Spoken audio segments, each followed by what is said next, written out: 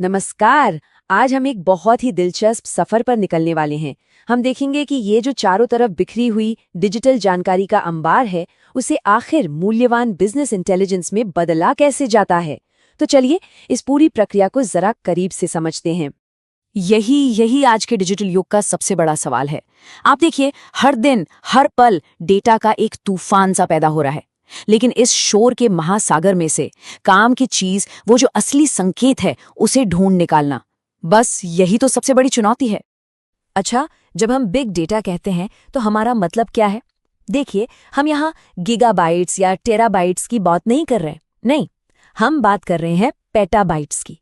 अब सोचिए, एक पेटाबाइट में करीब 1000 टेराबाइट्स होते हैं।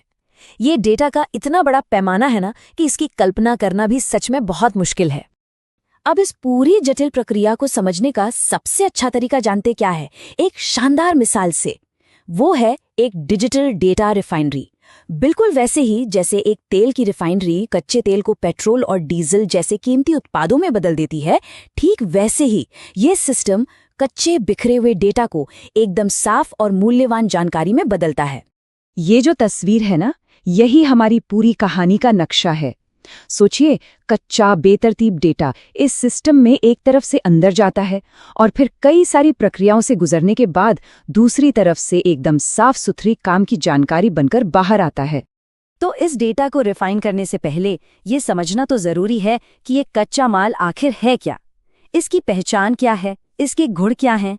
बिग डेटा की प्रकृति को समझने के लिए एक्सपर्ट्स अक्सर 5 V's का इस्तेमाल करते हैं। चलिए एक एक करके इन सभी को जानते हैं, है ना? तो पहला V है वॉल्यूम, मतलब डेटा का विशाल आकार। जैसा कि हमने अभी देखा, हम डेटा के एक ऐसे महासागर की बात कर रहे हैं जो हर पल और भी ज्यादा बड़ा होता जा रहा है। दूसरा V है वेलोसिटी, यानी रफ्तार।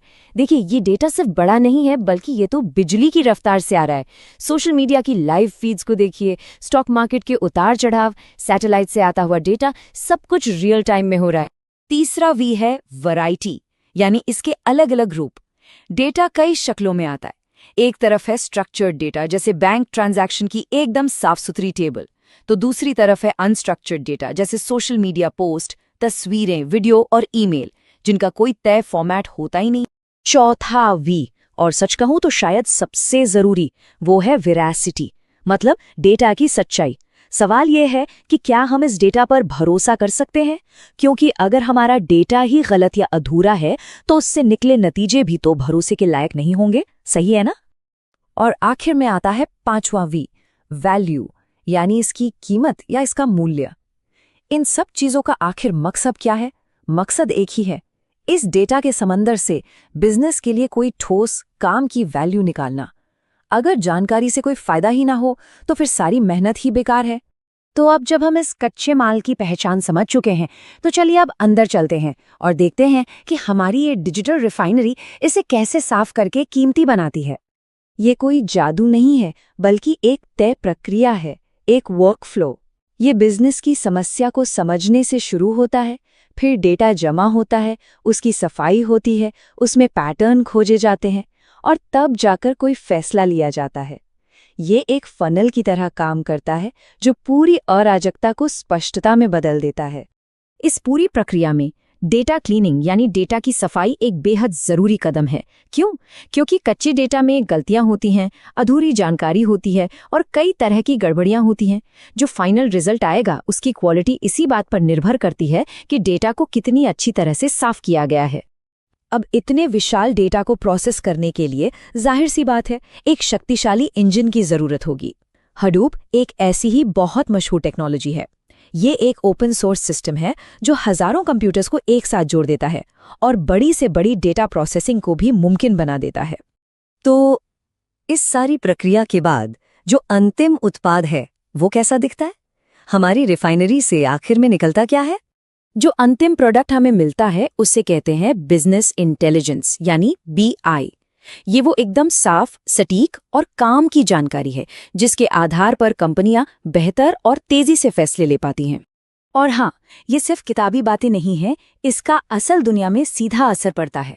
कंपनियां बिजनेस इंटेलिजेंस का इस्तेमाल करती हैं बेहतर रणनीतिक फैसले लेने में, अपने काम को और ज्यादा कुशल बनाने में, ग्राहकों से रिश्ते मजबूत करने में, बाजार के जोखिमों का पहले से अंदाजा लगाने और यहां तक कि फ्रॉड पकड़ने के लिए भी।